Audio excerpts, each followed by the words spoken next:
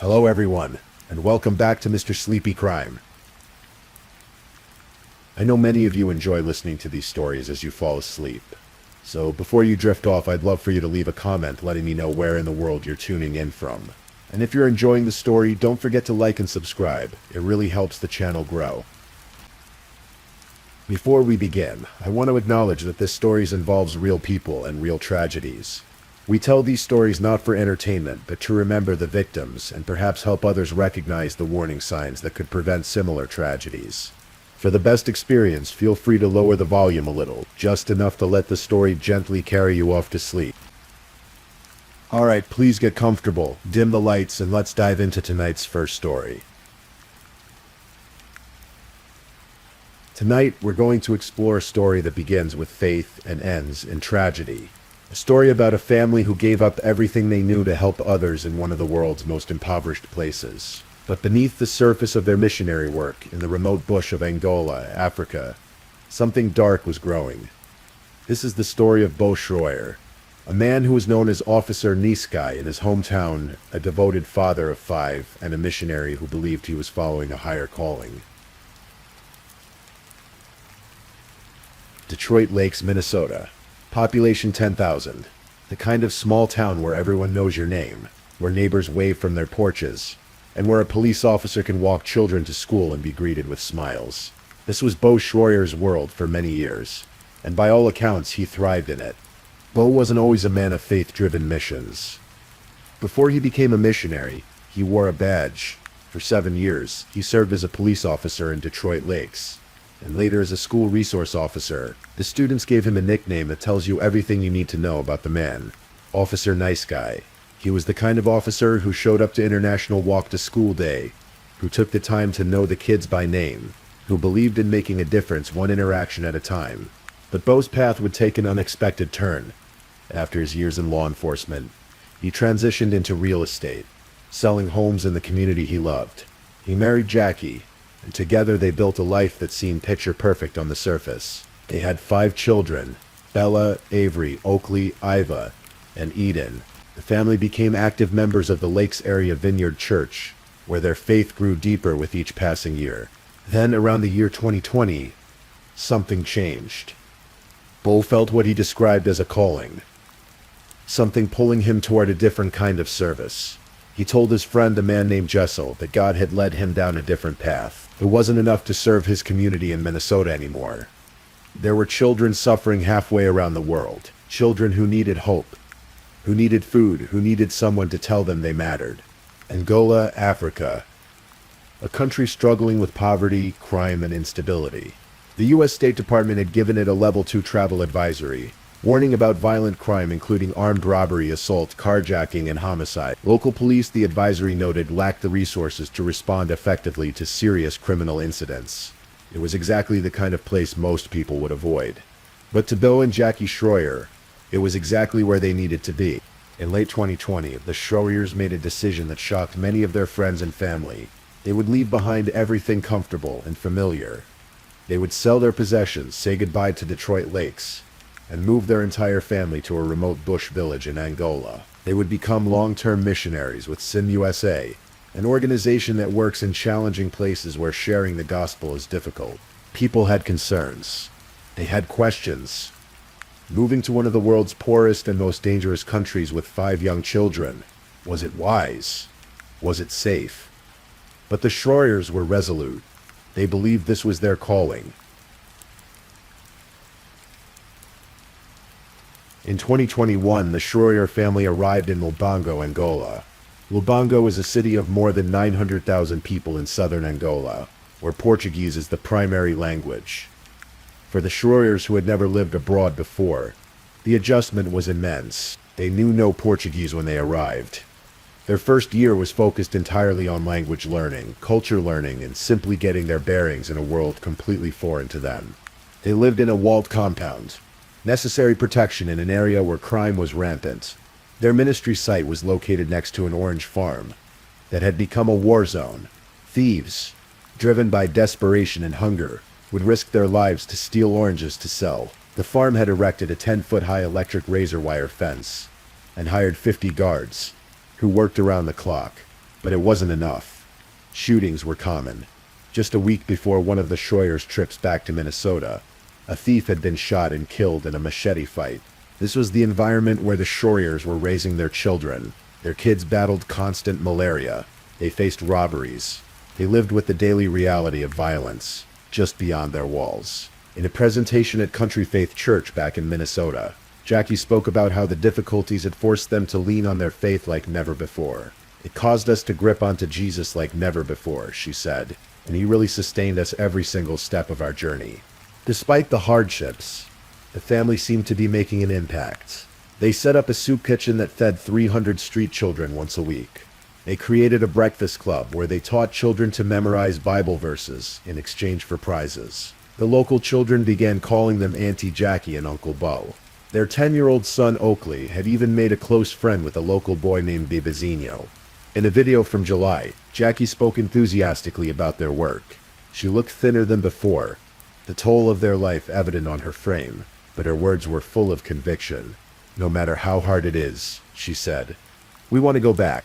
The family had hired local help to assist with security and household tasks. One of these employees was a 24-year-old man named Bernardino Isaac Elias.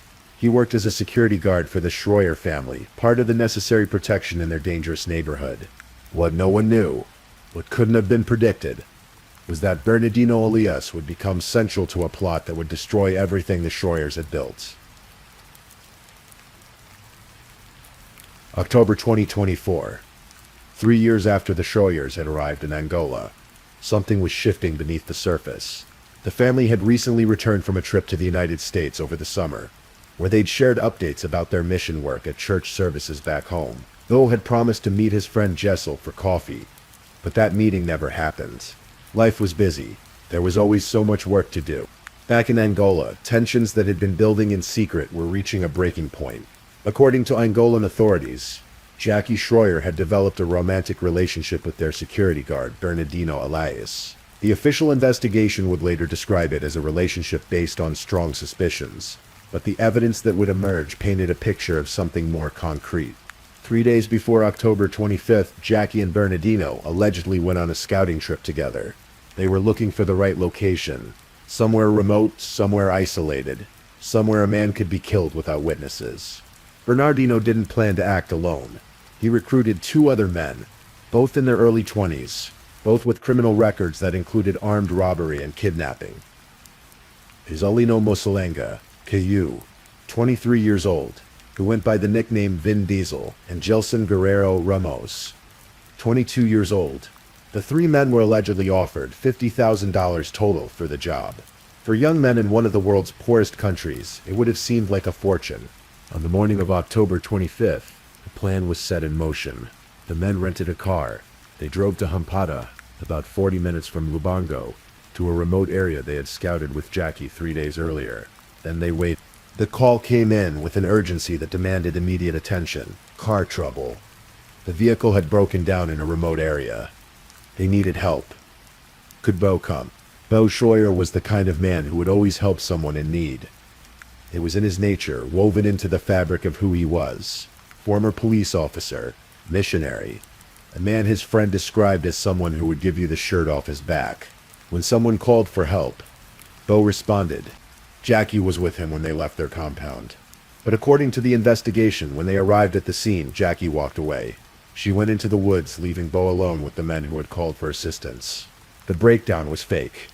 There was nothing wrong with the car. It was a trap. What happened next was brutal. Bo Schroyer was attacked with a knife. Not just any knife, but according to investigators, a knife that had been brought from the United States. A knife that Bo himself had allegedly given to Bernardino Elias. Perhaps as a gift, perhaps as a tool for his security work. Now that same knife was being used to end his life. Bo Schroyer was stabbed to death in that remote location while his wife was away from the scene. He was 44 years old, a father of 5, a man who had given up everything comfortable in his life to help children on the other side of the world. When authorities arrived, they found Bo's body in a vehicle. His belongings were scattered around him. Jackie was there, and witnesses described her as distraught. But investigators would later suggest this was an act. That Jackie was only pretending to be in shock, playing the role of the devastated widow while knowing exactly what had happened in those woods. The news of Bo Schroyer's death reached Detroit Lakes on October 27th. At Lakes Area Vineyard Church, Pastor Troy Easton stood before his congregation and delivered words no pastor ever wants to speak.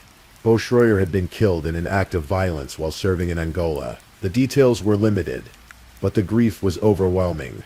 The church community was devastated. Bo had been one of them for so many years. They had watched him grow in his faith, had supported his decision to become a missionary, had prayed for his family's safety, and now he was gone. Back in Angola, the Criminal Investigation Service, known as SIT, had begun their work, and what they uncovered would turn grief into something darker, something more complicated. On October 29th, just 4 days after the murder, Bernardino Isaac Elias was arrested. The security guard who had worked for the Schreier family, the man Jackie had allegedly been involved with romantically. Then on November 5th, a second arrest was made. Isolino Mosalanga Kiu, the man nicknamed Vin Diesel, was taken into custody. On November 7th, a third arrest was made, but this one sent shockwaves far beyond Angola. Jackie Schroyer, the missionary's widow, the mother of 5 children, was arrested and accused of being the mastermind behind her husband's murder. The Angola press agency released the details of the investigation, and they were stunning. Manuel Holawa, a spokesperson for the Criminal Investigation Service, laid out the case. Jackie Schroyer had allegedly orchestrated a murder-for-hire plot, offering the 3 men $50,000 total to kill her husband. The motive, according to investigators, was twofold: a romantic relationship with the security guard, and a desire not to leave Angola when Bo's mission work was scheduled to end. Evidence was mounting. Police had recovered the knife used in the murder, the American-made knife that had allegedly belonged to Bo himself. They had seized approximately $5,000 in local Angolan currency, presumably a down payment on the larger sum promised. They had the vehicle used to commit the crime, and they had testimony from the suspects themselves. A third suspect, Gelson Guerrero Ramos, was still at large, somewhere in the vast landscape of Angola. Back in Detroit Lakes, Pastor Troy Easton had to deliver another update to his congregation, and this one was almost impossible to comprehend. On November 1st, he released a statement that began with an apology. "I love you very much," he wrote, "and I am heartbroken and in shock that I need to send this type of update to you today. Wherever you are and whatever you're doing, I'm going to ask you to sit down, take a deep breath, and remember that God is our ever-present help in times of trouble." Then he delivered the news. Jackie Schroyer had been arrested in connection with her husband's death. "Today, our grief and sadness has deepened immeasurably," he wrote, "as we've learned that his wife, Jackie Schroyer, has been arrested in connection with his death." The congregation struggled to process this information. How could it be true?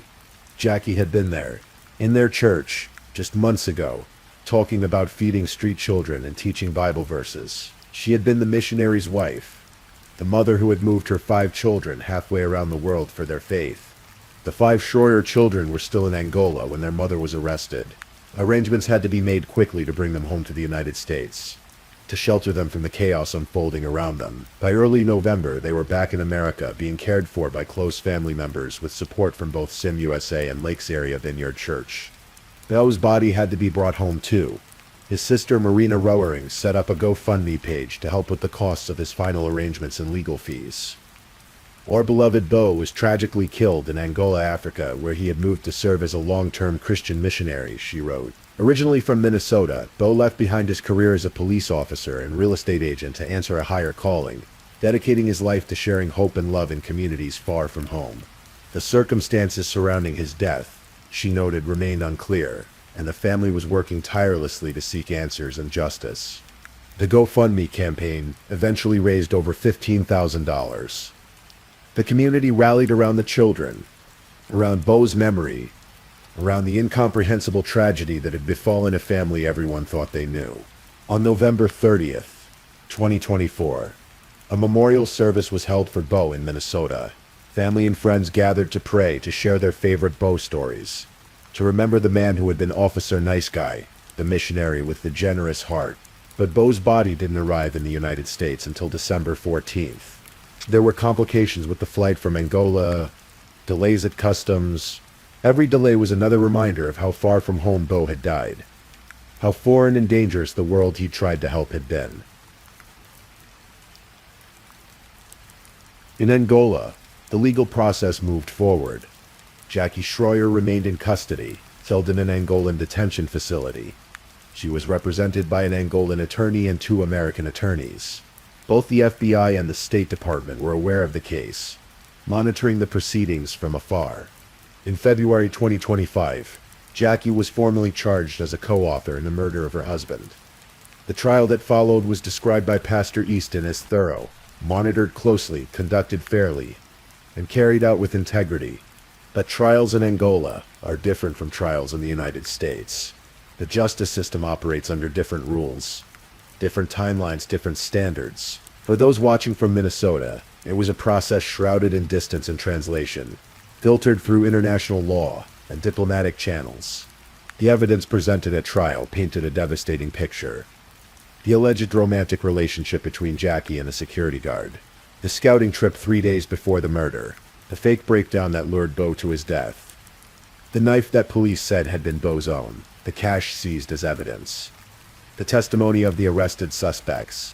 Then on November 5, 2025, exactly 1 year and 11 days after Bo's murder, the verdict came down. Jackie Schroyer was convicted by an Angolan court of involvement in the murder of her husband. Pastor Easton delivered the news to his congregation once more. It saddens me deeply to share the following update regarding the legal proceedings involving Jackie Schroyer. He wrote, "This morning I was notified that Jackie was convicted by an Angolan court of involvement in the murder of her husband, Bo Schroyer. He called the news shocking and extremely difficult to comprehend, but noted that the verdict followed a very thorough investigation and trial process. While I am grateful for the clarity and closure this brings," he continued, "I am also deeply grieved, knowing how much pain and confusion this news carries for so many, especially for Bo and Jackie's children and family. Jackie Schroyer is expected to serve her sentence in an Angolan detention facility. The length of that sentence was not immediately disclosed. The 2 men arrested with her, Bernardino Isaac Elias and Nazalino Mosalenga Cayu, also face justice under Angolan law. The third suspect, Gelson Guerrero Ramos, may still be at large. The Schroyer children continue to live in the United States, cared for by family. They have lost both parents now, in different ways. Their father is dead, killed in a remote location thousands of miles from the home he left behind. Their mother is imprisoned in a foreign country, convicted of orchestrating that death. These 5 children, who once posed for photos with their parents before heading to Africa, who made friends with street children in Angola, who learned what it meant to live by faith in one of the world's most challenging places, now must build a life without either parent. The case raises questions that may never be fully answered. What really happened in that marriage during those 3 years in Angola? What pressures did they face that no one back home could see? What broke in Jackie Schroyer's heart or mind that led her, allegedly, to plot her husband's murder? There were hints, perhaps, in that July video where Jackie looked so much thinner, so worn down by the constant difficulties. There were hints in the security concerns, the violence that surrounded their daily lives, the malaria that plagued their children. Life in Angola had been far harder than anyone could have imagined when the family left Minnesota with such hope and faith. Bo Schroyer's friend Jessel remembered him as someone who would give you the shirt off his back. The students at Detroit Lake schools remembered Officer Nice Guy. His church community remembered a man who believed God had called him to serve. They remembered someone who wanted to help, who wanted to make a difference, who wanted to show street children in Angola that someone cared about them. He died doing exactly that, though not in the way anyone could have predicted. Not from the crime and violence he knew surrounded his mission work, but allegedly from a plot orchestrated by the person closest to him. It's a story of faith and betrayal, of missionary zeal and alleged infidelity, of a family that gave up everything and lost even more. It's a story that began with hope in a small Minnesota town and ended with a murder in the remote bush of Angola. And it's a reminder that sometimes the greatest dangers we face don't come from the obvious threats around us, but from the secrets hidden in the hearts of those we trust most. If this is your first time listening to one of our true crime stories, welcome to Mr. Sleepy Crime, where we explore these cases in a calm and respectful way. I also want to take a moment to appreciate my amazing subscribers who've been rocking with me. Thank you so much for your continued support. If you're still awake and listening, don't forget to drop a comment. Let me know where you're tuning in from and the current time in your corner of the world. Or just say something to let me know you're still here. And if you haven't already, be sure to like this video and subscribe so you don't miss our next true crime stories for sleep. Now let's move on to our second story. Story 2.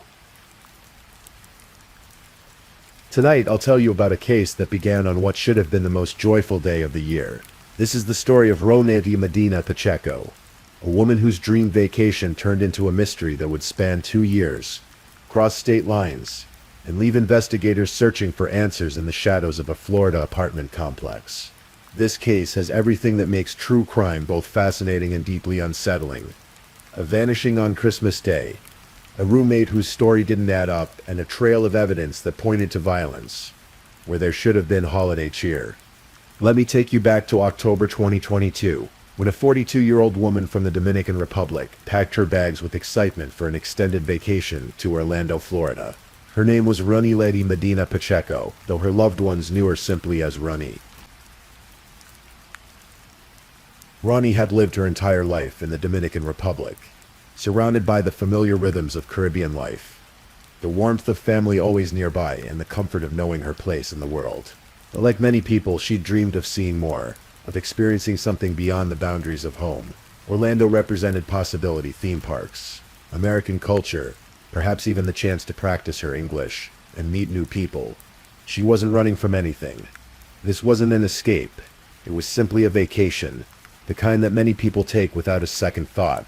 She'd saved her money, made her plans, and prepared for what she hoped would be a memorable few months in Florida. But Ronnie faced a practical challenge that many travelers encounter when planning an extended stay abroad. Where would she live? Hotels would be expensive over such a long period, and she didn't know anyone in Orlando well enough to simply show up on their doorstep. Through connections back home in the Dominican Republic, she'd heard about an acquaintance who might be able to help. Her name was Giselle Victoria Gonzalez, a 42-year-old woman who, by some accounts, Ronnie had met only briefly before. Perhaps at a doctor's office, perhaps through mutual friends. The details of their connection remained somewhat unclear, lost in the fog of casual introductions and the kind of loose social networks that exist within immigrant communities. What mattered was that Giselle had an apartment in Orlando, at a complex called Cadence Crossing on Curryford Road, and she was willing to let Ronnie stay with her. It seemed like the perfect arrangement. Two women from the same country, speaking the same language, navigating life in Florida together. And so in October 2022, Ronnie arrived in Orlando with her suitcase, her plans and her expectations of what the next few months would bring. The Cadence Crossing Apartments sit along Curryford Road in Orlando, a busy thoroughfare lined with strip malls, fast food restaurants, and the kind of mid-range apartment complexes that house people from all walks of life. It's not upscale, but it's not run down either. It's simply ordinary, the kind of place where people live their lives quietly, going to work, coming home, existing in that space between dreams and reality that defines so much of modern life. For Ronnie, who didn't have access to a car, the location presented some challenges. She relied on Uber rides and public transportation to get around, which limited her independence but didn't dampen her spirits. She was in America, after all. She was having her adventure. We don't know much about those first weeks, whether she visited the theme parks she dreamed of, whether she made friends, whether the reality of Orlando matched her expectations. What we do know is that she stayed in regular contact with her family back in the Dominican Republic. In an age of cell phones and WhatsApp, distance doesn't mean disconnection. And Ronnie was the kind of daughter who called home, who kept her loved ones updated, who maintained those essential ties even as she explored her new temporary home. Her family had no reason to worry. She was safe. She was happy, or at least content. She was exactly where she was supposed to be, as autumn turned to winter and December arrived. Ronnie must have thought about the approaching holidays. Christmas in Florida wouldn't be the same as Christmas in the Dominican Republic. No familiar faces, no traditional celebrations. Just another day in her American adventure. But she had Giselle, her roommate, her fellow Dominican, someone who understood what it meant to be far from home during the holidays. December 25th, 2022. Arrived like any other day in Orlando, warm, sunny. The kind of weather that makes Christmas feel surreal to anyone accustomed to winter in other parts of the country, or world. That day, Roni did what she'd done countless times before. She picked up her phone and called her family in the Dominican Republic. Maybe they talked about what each was doing for Christmas. Maybe she described Florida's strange warm weather holiday season. Maybe she said she missed them, but was doing fine. That conversation, ordinary and unremarkable at the time, would take on a terrible significance in the days that followed. Because after Roni spoke to her family that Christmas day, she vanished. No more phone calls. No more messages. No more contact of any kind. She simply disappeared, as if she'd stepped off the edge of the world. 2 days passed. December 26th came and went. And then on December 27th, 2022, the Orlando Police Department received a call that would launch an investigation stretching nearly 2 years. The call came from Giselle Victoria Gonzalez. She wanted to report that her roommate was missing. When officers arrived at the Cadence Crossing Apartments around 1:30 in the afternoon, Giselle told them a straightforward story. She said she hadn't seen Roni since Christmas Day. Sometime around 10 o'clock that evening, she claimed that Roni had simply disappeared, and she was worried about her roommate's safety. On the surface, it seemed like a concerned friend doing the right thing. Someone you live with goes missing. Of course you call the police. Of course you're worried.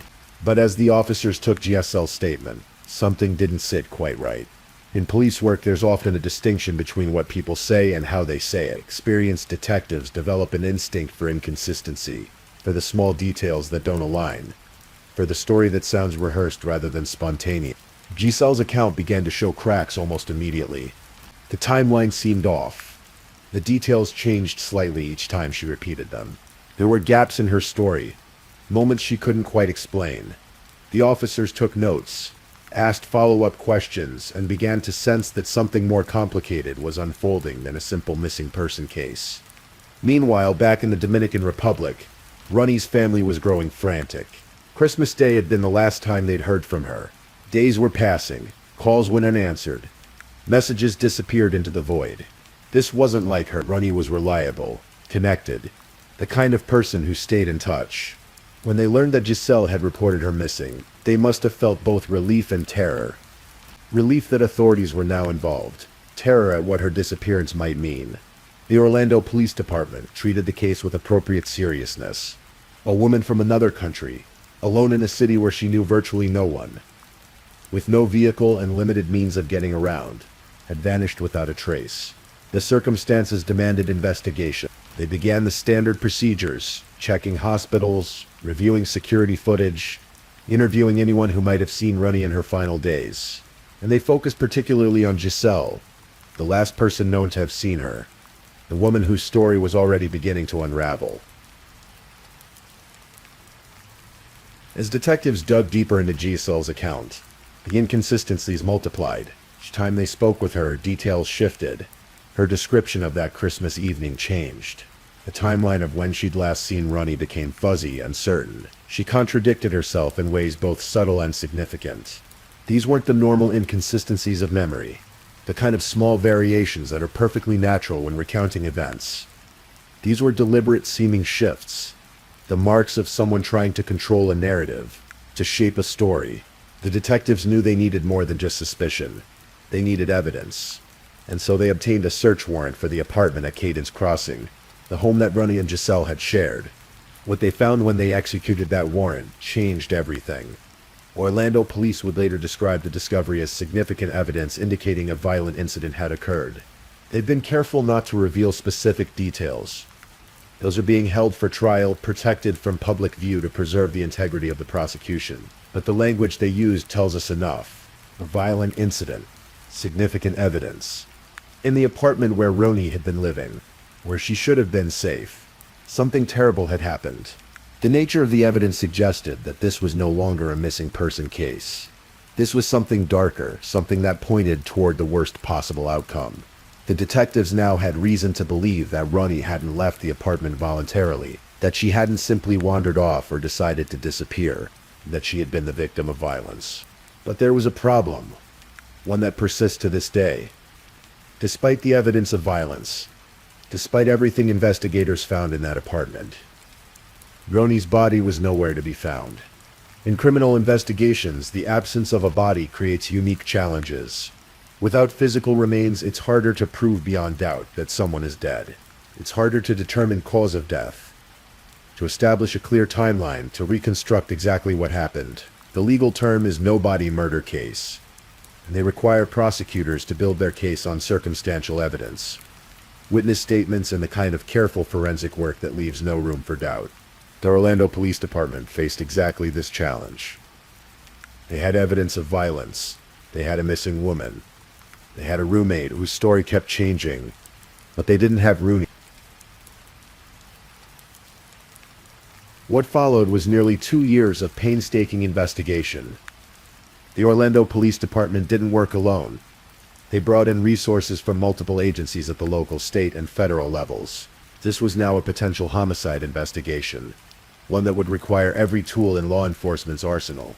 During this time, Rooney's family in the Dominican Republic endured a special kind of agony. Their daughter, their loved one, was simply gone. No body to bury, no closure, no answers, just absence and the terrible not knowing that is perhaps worse than any definitive truth, no matter how painful. May 18th, 2023 came, Rooney's 42nd birthday. The day passed with no word from her, no miraculous reappearance, no resolution to the mystery. Her family marked the day in grief and growing certainty that she was never coming home. By this point, the Orlando Police Department was offering a $5,000 reward for information about Rooney's disappearance. They released her description to the public: 5 feet 5 inches tall, approximately 150 pounds, brown hair, brown eyes. They circulated her photo, hoping someone had seen something, knew something, could provide the missing piece that would break the case open. But in the months that followed, leads were scarce. The investigation seemed to have reached a plateau. Rooney remained missing, and Giselle Victoria Gonzalez, despite being the focus of intense scrutiny, had not been charged with any crime. Then investigators discovered something crucial. Giselle had left Florida. She'd packed up her life, left the apartment at Cadence Crossing, and moved across the country all the way to Hartford, Connecticut, more than 1,200 miles away from Orlando. To detectives, this kind of geographic relocation after a potential victim's disappearance raises immediate red flags. Innocent people generally don't flee. They don't uproot their lives and establish themselves in distant cities. They cooperate with investigations. They stay available. They help in whatever way they can. Giselle's move to Connecticut suggested consciousness of guilt, an awareness that staying in Orlando would make her the continued focus of an investigation that was slowly, methodically building toward her. Hartford, Connecticut is about as far from Orlando as you can get, while still remaining on the East Coast. The cultural differences alone are stark. Where Orlando is perpetual summer and theme parks and tourists, Hartford is New England winters and insurance companies and the kind of old American city that has seen better days. It's unclear what drew GSL to Hartford specifically. Did she have connections there? Family, friends? Or was it simply far enough away that she thought she could disappear into anonymity? She found a place to live on White Street, settled into her new life, and perhaps believed that she'd successfully left her past behind in Florida. But the Orlando Police Department hadn't forgotten about Rooney, and they certainly hadn't forgotten about Giselle. The investigation had continued even as Giselle established herself in Connecticut. Detectives were building their case piece by piece, gathering evidence, consulting with prosecutors, preparing for the moment when they would have enough to make an arrest. That moment came in November 2024, nearly 2 years after Rooney had disappeared. Orlando detectives traveled to Hartford. They'd coordinated with Connecticut law enforcement, secured an arrest warrant, and prepared to finally bring GL to answer for what they believed she'd done. On November 7th, 2024, Hartford police assisted Orlando detectives in executing the arrest warrant. They found Giselle at her Connecticut home and took her into custody. Body camera footage from the arrest shows Giselle wearing a bright red dress, walking in handcuffs between officers, her face a mask that reveals nothing of what she might be thinking or feeling. She's led through corridors, processed according to standard procedure, her life in Hartford ending as abruptly as she'd ended her life in Orlando 2 years earlier. She was charged with 3 crimes: second-degree murder, tampering with physical evidence, and grand theft.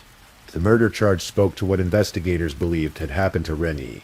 The tampering charge suggested that Giselle had attempted to conceal evidence or destroy proof of what she'd done, and the grand theft charge hinted at another dimension to the case. Perhaps Rennie's belongings, her money, things that Giselle had taken after Rennie could no longer defend her property. The bond was set at $1 million. At a hearing the next day, Giselle waived her right to fight extradition. She would return to Florida to face trial for Rennie's murder. As this case moves toward trial, so many questions remain unanswered. What exactly happened in that apartment on Christmas Day 2022? Did Rooney and Giselle argue about something? Was there a conflict that escalated beyond control? Or was this something more calculated, more deliberate? The evidence suggests violence, but what form did it take? How did Rennie die? And what did Giselle do in those crucial hours and days after the period when she was alone in the apartment with whatever evidence existed, before she called police on December 27th? Most troubling of all, where is Rennie? Her body has never been recovered. Despite extensive searches, despite nearly 2 years of investigation, despite all the resources dedicated to this case, Rennie Lady Medina Pacheco remains missing. This absence is perhaps the cruelest aspect of the entire tragedy. Her family cannot properly mourn. They cannot lay her to rest. They cannot visit a grave or have a place to remember her. She is simply gone, erased from the physical world, existing now only in memory, and in the terrible uncertainty of not knowing. For investigators, the lack of a body doesn't mean the case is weak. Modern forensic science can prove murder without remains. Through blood evidence, DNA analysis, witnesses, and the careful reconstruction of events. Circumstantial evidence, when properly assembled, can be every bit as convincing as direct physical proof. But for Rennie's family, for anyone who loved her, the absence of her body represents an ongoing wound that cannot heal. Consider what this case reveals about vulnerability and trust. Rennie came to Orlando with hope and excitement, planning an extended vacation that should have been a highlight of her life.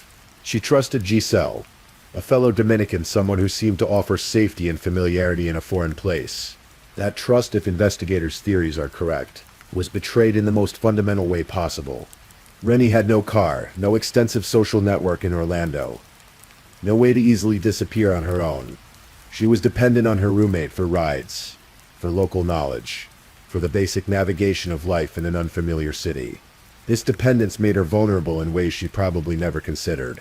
When we travel, when we stay with people we don't know well, we engage in an act of faith.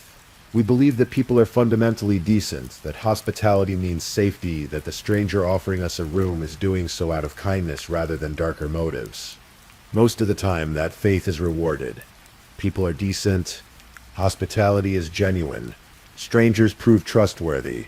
But sometimes, in cases like this, that faith is shattered, and a vacation becomes a tragedy. As of now, Giselle Victoria Gonzalez awaits trial in Florida. She faces second-degree murder charges, which in Florida law typically means a killing that occurred without premeditation, but with a depraved mind showing no regard for human life. The prosecution will need to prove beyond reasonable doubt that Giselle killed Rennie despite the absence of a body. They'll rely on the evidence found in the apartment. Whatever that evidence might be, those specifics remain protected. They'll present the inconsistencies in Giselle's statements, the timeline of her lies, the pattern of behavior that suggests guilt rather than innocent confusion. The tampering with evidence charge suggests that prosecutors believe Giselle took steps to conceal what happened. Did she clean the apartment, dispose of items, try to eliminate traces of violence? These actions, if proven, demonstrate consciousness of guilt, the awareness that a crime has occurred and the attempt to hide it. And the grand theft charge adds another layer. What did Giselle take from Rennie? Money? Belonging? The very act of stealing from someone you've allegedly murdered adds a dimension of callousness that prosecutors will likely emphasize. Not only did you kill this woman, but you also robbed her, treating her as less than human even in death. The defense will face significant challenges. How do you explain away the evidence of violence in the apartment? How do you account for the inconsistencies in your client's statements? How do you explain why someone who claimed to be worried about her missing roommate would then flee the state? The trial, when it comes, will be closely watched, particularly in Orlando's Dominican community, where both women had connections. It will be a test of whether justice can be achieved even when the victim's body remains undiscovered. In all the legal proceedings and investigative details, it's easy to lose sight of the person at the heart of this tragedy. Rioleti Medina Pacheco was 42 years old when she disappeared. She had a family who loved her. She had a life in the Dominican Republic. She had dreams and plans and the simple desire to see something beyond her everyday world. She should have returned home from her vacation with stories and photographs and memories. She should have celebrated her 42nd birthday with family. She should have grown older, lived longer, had the chance to experience all the moments, large and small, that make up a human life. Instead, she vanished on Christmas Day, 2022, and has been seen by no one since. Her family continues to wait for answers. They wait to know exactly what happened. They wait to find her body, to bring her home, to finally say goodbye properly. The Orlando Police Department has asked anyone with information about the case to come forward. Perhaps someone knows something. Perhaps someone saw something suspicious in those final days. Perhaps there's a detail seemingly insignificant at the time that could help bring closure to this case. As you drift off to sleep tonight, safe in your own bed, think about the thin line between security and vulnerability. Think about how quickly normalcy can shatter, how a vacation can become a tragedy, how trust can be weaponized against those who extend it. The case of Rioleti Medina Pacheco remains open in one crucial sense. Her body has never been found. Somewhere, whether in Florida or elsewhere, Rioleti rests in an unmarked place known only to the person who allegedly put her there. Perhaps one day Giselle Victoria Gonzalez will reveal where Rioleti is. Perhaps in a plea negotiation or in a moment of conscience, the location will be disclosed. Perhaps Rioleti's family will finally have the chance to bring her home. Until then, they wait. And Rioleti's story serves as a reminder that behind every true crime case is a real person, a real life, a real family experiencing unimaginable grief. May she be at peace wherever she is. And may justice, however delayed, finally be served. If you're still awake and listening, check whether you've left your little goodnight comment. I always check your comments before I sleep too. And if you haven't already, don't forget to like this video and subscribe so you don't miss our next true crime stories for sleep. Meanwhile, let's move on to our third story. Story 3. Tonight, we're going to talk about a story that reminds us how precious every ordinary moment truly is. It's about a teenage girl who loved music, who dreamed of becoming an undercover detective, and who walked a familiar path home one summer evening in Georgia. Her name was Susana Morales, and what happened to her on that night in July 2022 would expose not just one man's darkness, but a system's failure to protect the most vulnerable among us. This is a story that asks difficult questions about trust, about the people we believe are sworn to protect us, and about what happens when those same people become the predators we fear. Susana Morales was 16 years old in the summer of 2022. She lived in Norcross, Georgia, a suburb of Atlanta in Gwinnett County, with her parents and her older sister Jasmine. Her parents had immigrated to the United States from Mexico nearly a quarter-century ago, hoping to provide their children with more opportunities. By all accounts, Susana was exactly the kind of teenager who makes you believe in the future. She was bright, kind, and loving, with a particular talent for music. She loved to sing and play piano, and had recently begun teaching herself guitar and ukulele. Her sister Jasmine would later describe her as the baby of the family. Beautiful, talented, always quick to hop on the piano or sing a song to brighten room. Susana was a junior at Meadow Creek High School. She was bubbly and intelligent, and her future looked bright. She had dreams, specific ones. She wanted to one day become an undercover detective. It's striking, isn't it, that she dreamed of being someone who would help solve crimes, protect people, bring justice to the vulnerable.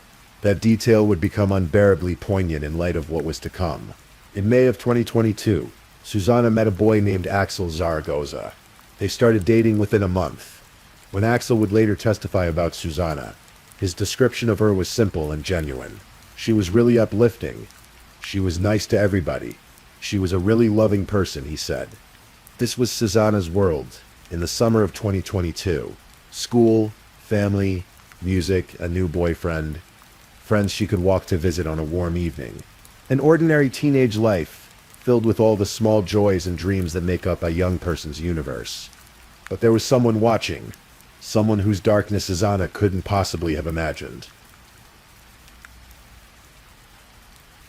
Miles Bryant was 22 years old in July of 2022. He had begun his career in law enforcement as a jailer with the Forsyth County Sheriff's Office in 2020. By 2022, he had moved on to become a police officer with the Doraville Police Department, a small force serving a city just northeast of Atlanta. But Bryant had another role, one that would place him directly in Susanna Morales' path. He lived on Windscape Village Lane in Norcross, near the location where Susanna lived. He also lived and served as a courtesy officer at the apartment complex where Susanna had gone to visit, Sterling Glen. A courtesy officer is typically a police officer who lives at an apartment complex and provides security services in exchange for reduced or free rent. To residents, he would have been a familiar presence. Someone in uniform, someone representing safety and authority, someone you would feel safer seeing in the parking lot at night. Bryant's unit overlooked the Morales family's home. He could see their comings and goings. He could watch. But what investigators would later discover was that Miles Bryant had been hiding something dark beneath his uniform and badge. A string of alleged burglaries began in February 2018 when Bryant, 17 at the time, was accused of going to a high school classmate's home and attempting to open her bedroom window. Police were called, but Bryant told them he was there to review homework, and the girl's family declined to press charges. They did, however, ask for him to be banned from their property. There were more incidents. Prosecutors detailed several instances where Bryant broke into teens' apartments to steal their undergarments. He also allegedly sent photographs and videos of women engaging in sexual acts to himself without their permission. According to the special prosecutor, multiple women told police they had no knowledge. Bryant allegedly used their phones to send himself the sexual material. Text messages between him and his girlfriend also revealed that Bryant hid several pairs of women's underwear that did not belong to his partner, including at least one pair that he told her was evidence in a burglary case. Definitely need to meet later to put those in evidence, he texted his girlfriend. However, a review of body camera footage from that case did not show the recovery of any underwear. This wasn't just troubled behavior. This was a pattern, a compulsion, and it was escalating. There's a particularly chilling piece of body camera footage that prosecutors would later present at trial. In May 2022, just 2 months before Susanna disappeared, the jury watched police body camera footage that captured a conversation Bryant had with a girl who returned home after her family reported her missing. If something were to happen to you, we are doing a rape or a missing person. Then we find your body out there in the woods. Then what? 'Cause you are probably strong and smart, say no to strangers and stuff like that. But those people don't care. Bryant could be heard saying on tape, "People are my size, big," and snatch you up. You can scream and shout all you want. They will throw you in the back of a van. They will take you and your parents will never see you again. Let that sink in for a moment. A police officer ostensibly counseling a young girl about safety, instead providing what sounds disturbingly like a blueprint for exactly what he himself might be planning to do. It's as if he was rehearsing it, testing it out loud, seeing how it sounded. According to personnel records that would later surface, on October 2, 2022, after Susanna had already disappeared, Bryant responded to a report of a missing child, but waited 3 days to finish the report. He was written up for this. Even then, warning signs were there, but they went unheeded. In December 2022, a former friend of Bryant's filed a police report claiming that he had been showing up uninvited at her apartment repeatedly for nearly a year. The case was never assigned. The system had so many chances to stop Miles Bryant. So many red flags that were ignored, explained away, or simply never investigated. And while those opportunities slipped past, he was watching Susanna Morales. Tuesday, July 26, 2022, started as an unremarkable summer day for Susanna Morales. After spending the day with her family, Susanna decided to go to a friend's house. At 6 p.m., Susanna left her home on Santa Ana Drive in Norcross, walking to a friend's house nearby. It was a path she'd walked many times before, familiar streets in her own neighborhood, less than a mile from her house to the Sterling Glen apartment complex where her friends lived. Susanna spent the evening at her friend Kelly P. Jawada's apartment. along with another friend, Alyssa Marvin. The three girls hung out the way teenage friends do, talking, laughing, just being together on a summer evening. Susanna was also FaceTiming with her boyfriend Axel throughout the night. The two FaceTimed multiple times before she started her walk home. Everything was normal. Everything was safe. Everything was fine. At 9:40 p.m., Susanna texted her mom to let her know she was on her way home. She had walked the same 9-minute route many times before. Her last known location, according to phone data, was between 10:21 p.m. and 10:26 p.m. at Oak Lock Trace near Steve Reynolds Boulevard, and then nothing.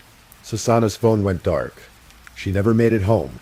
What happened in those minutes remains, in some ways, a mystery. There were no witnesses who came forward. No one saw her abducted. No one heard her scream. But investigators would later piece together what they believe occurred, using technology, evidence, and the disturbing pattern of Miles Bryant's behavior. The Life 360 app that Susanna's family used, a location tracking app that many parents use to keep tabs on their children, would become crucial evidence. Loved ones received Life 360 alerts indicating a possible car crash, followed by a sudden change in direction at high speed. The phone's trajectory suggested it had been thrown from a moving vehicle. Investigators believe that Miles Bryant, who was working as a courtesy officer at the very apartment complex Susanna had just left, saw her walking alone. He was in his personal vehicle. He was off duty, but still carried the authority of his badge, his uniform, his position, and he made a choice that would end Susanna's life and destroy countless others. Prosecutors argued that, on the way home, Bryant kidnapped Morales, threw her phone out of the window, and drove her out to a wooded area near Dacula before dumping her naked body. Detectives believe Morales was killed between 10 p.m. on July 26 and 2 a.m. on July 27. Susanna Morales was reported missing the next morning, July 27 at 9 a.m. When her mother woke and realized Susanna had never come home, panic must have set in immediately. This wasn't like her daughter. Susanna was responsible. She always let them know where she was. The family called the police, expecting immediate action, extensive search efforts, everything you would hope for when your child goes missing. But what they encountered instead was something that would compound their trauma. They felt The family claimed that the Gwinnett County Police Department did not take her disappearance seriously because they believed she was a runaway. During a community meeting to address residents' concerns, Gwinnett Police Chief J. McClure acknowledged that early information indicated a possibility that Susanna had run away. But as more facts became available, that case transitioned to a case where we suspected foul play could be involved. But to the Morales family, this explanation rang hollow. We knew she didn't run away, Jasmine Morales said. Susanna's mother, Maria Salgado, said she's upset about the system-wide failures that contributed to her daughter's death. The police department here is at fault due to the fact that they did not do enough investigation before hiring this person, she would later say. So the family took matters into their own hands. They made flyers. They canvassed the neighborhood. They posted on social media. They searched everywhere they could think of. Every place Susanna might have gone. Every friend she might have visited. Morales' mother, Maria Bren, gave an emotional testimony about the night Morales went missing, while her sister Jasmine Perez detailed their search efforts using the Life 360 app. They could see where Susanna's phone had been, its strange trajectory, the sudden stop, but they couldn't find her. One detective, however, did seem to understand the family's anguish. Gwinnett County Police Lieutenant Xavier Biggers said he neglected his family to keep looking for Morales and followed up on every lead. Morales' sister, Jasmine, informed him about the anguish and sadness that the mother felt touched me deeply. Biggers said, I have a daughter the same age, and my wife is Hispanic. I felt it was my duty to try to find her, being a parent and very worried about your child. When Biggers would later testify at trial, he broke out into tears during his testimony. The judge had to call a comfort break. Here was a seasoned police officer, breaking down on the witness stand, still haunted by the search for a girl he couldn't save in time. Days turned into weeks. Weeks turned into months. Summer became fall, and fall became winter. The Morales family held vigils. They kept Susanna's story in the news as much as they could. They refused to let her be forgotten. Refused to accept that she was just another runaway who didn't want to be found. It's been very difficult since the first day my daughter disappeared, Bran told the judge through tears. Every night I can't sleep without thinking of her. And all the while, Miles Bryant was going about his life, working his shifts, living in his apartment at Sterling Glen, the same complex where Susanna had last been seen alive, driving past her family's home, which he could see from his window. The day after Susanna disappeared, Bryant gave a false report on July 27 that his personal car had been broken into, and a gun had been taken from inside.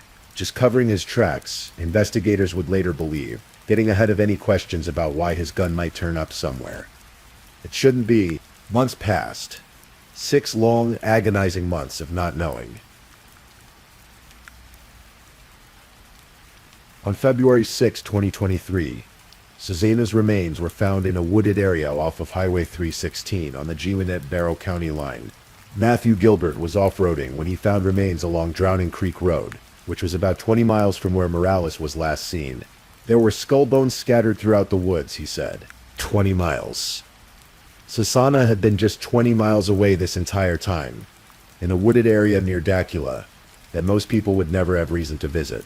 Susanna's body was left in a wooded area near Dacula in July. The height of Georgia's summer heat, a man eventually stumbled upon her remains. Fully skeletonized by then, in February of the next year. The Georgia summer had been brutal. By the time Susanna's remains were found, there was very little left. Investigators say they didn't find any of Susanna's clothes or personal items with her remains. Bryant dumped Susanna Morales' naked body in the woods, according to police. But they did find something else. Police found a gun near the remains. They determined that it was registered to Bryant, the gun that Bryant had reported stolen the day after Susanna disappeared. The gun he said someone had taken from his car. It was lying in the woods near a teenage girl's decomposed body. Investigators soon found Bryant's personal handgun, which he had reported stolen hours after dumping Morales' body near the scene where her body was found. Police were able to track the weapon back to Bryant and then triangulate his movements using cell phone tower mapping, when location data showed both Bryant's personal and work cell phones near the site where the teen was last seen walking to her Norcross home, and then in the woods off 316 where her remains were discovered. Police arrested Bryant. The technology didn't lie. The cell phone data placed Bryant at both locations where Susanna was last seen, and where her body was found at the critical times. On February 13, 2023, Gwinnett County arrested Bryant for concealing a death and false report of a crime. He was arrested a week later, then fired the same day. During the course of the investigation, detectives developed enough probable cause to arrest him today. But the investigation is still ongoing and fairly new. Police spokesperson Hideshi Valley said at the time, "We don't definitively know how she died. We're still investigating. What we do know is she died at the hands of Miles Bryant." Gwinnett Police Chief J.D. McClure said, "The cause of death couldn't be determined because of the state of the remains, but the evidence of what Bryant had done was overwhelming." On February 22, 2023, Bryant was charged with felony murder and kidnapping. Later additional charges would be added: malice murder, criminal attempt to commit rape, and false report of a crime. Jasmine Morales, Susanna's sister, said her family was angry and saddened to hear a police officer was charged in connection with her death. The betrayal must have been almost incomprehensible. The very person who should have been protecting their community, who wore a badge and a uniform, who residents of Sterling Glen would have seen as a figure of safety and authority. He was the one who had taken Susanna. As investigators dug deeper into Miles Bryant's background and behavior, a disturbing picture emerged of a man who had been escalating for years, hiding predatory behavior behind his badge. The interrogation of Bryant took place on February 13, just days after Susanna's remains were found. The interrogation started with conversations about police work and the military, and gradually turned into the investigators confronting him about the evidence. After several hours, Bryant was placed in handcuffs. Much of the testimony revolved around the data recovered from Bryant's cell phones, which included multiple internet searches about the Susanna Morales case.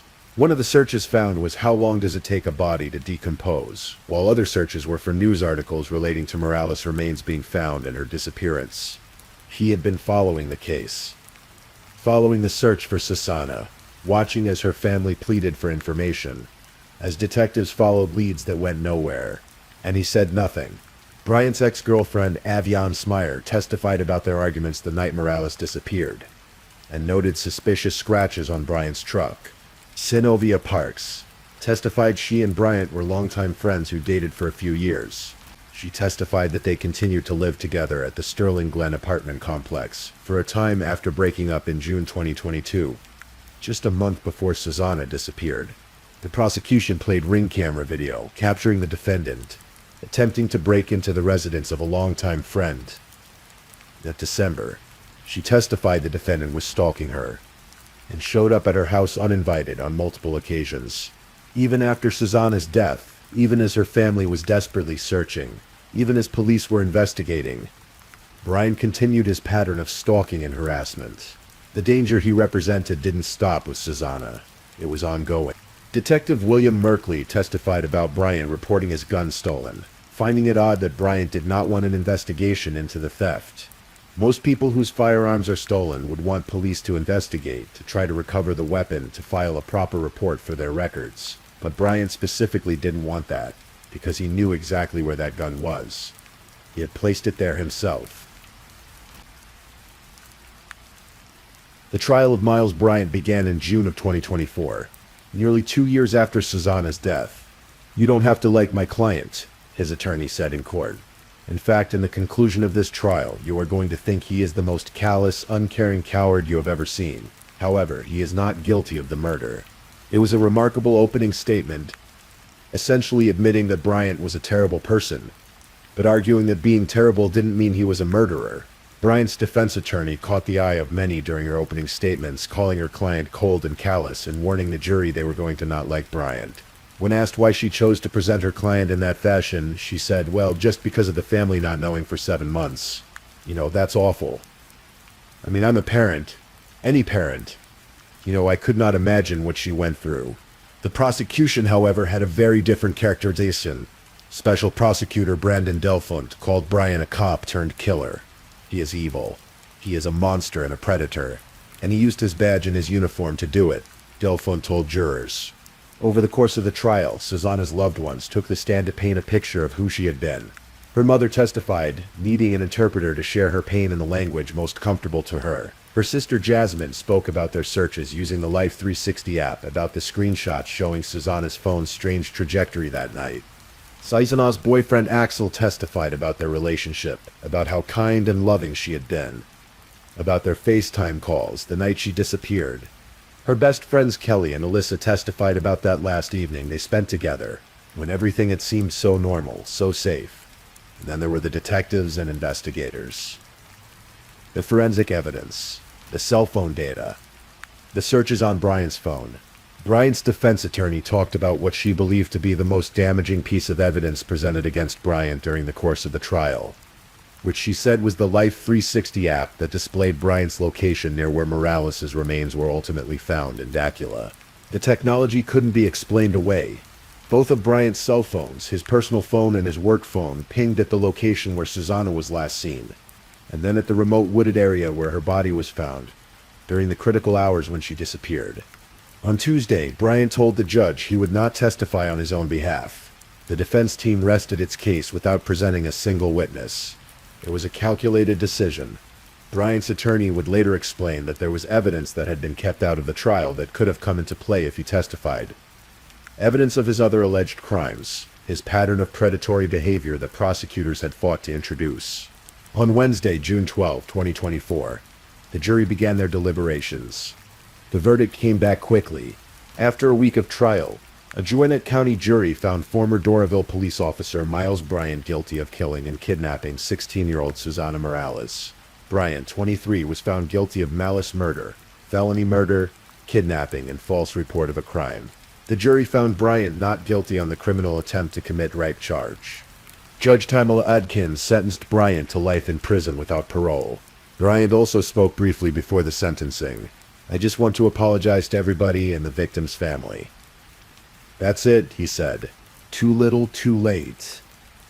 An apology that couldn't begin to touch the magnitude of what he had taken from the Morales family, from Susanna's friends, from everyone who loved her. Morales' mother, Maria Guadalupe Bran, thanked the prosecutors and the jury for reaching a verdict. It's been very difficult since the first day my daughter disappeared, Brand told Adkins through tears. Every night I can't sleep without thinking of her. The judge's words to the family were compassionate but couldn't heal the wound. I cannot imagine the torture and pain you have endured, Adkins told Brand. Cecilia did not deserve this. I just hope that after today, you and your family can find some peace. That is what I wish for you. Hopefully you will receive some peace now. We are profoundly sad for the Morales family, said Joe Gwinnett, County District Attorney Patsy Austin Gatson. The despicable nature of the defendant's acts is compounded by the fact that he was a police officer at the time. Thankfully, the overwhelming majority of law enforcement officers are highly dedicated to serving the public good every day. But for the Morales family, the conviction and sentence couldn't bring Susana back. No amount of money, no amount of justice can ever bring her back to us, her sister Jasmine Morales said. We have to accept the fact that we're not going to see her again. Maybe we would have found her little body together in one piece, and not the way it was found, her mother said through tears. We do not want any other families to go through what we are going through. That's what the Morales family hopes will be Susana's legacy, that her story will highlight other missing persons cases, particularly those in minority communities, and motivate police departments across the country to take them more seriously and make no assumptions about runaways, or teens who supposedly left of their own accord. Susana's mother, Maria Salgado, said she visits her daughter's grave every few weeks.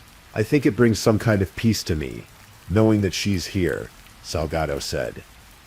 I know that I'm not wondering where she's at or if she's somewhere else. I know that her remains are here. Susana Morales was 16 years old. She loved music, singing, playing piano, teaching herself new instruments just because she wanted to learn. She was kind and uplifting.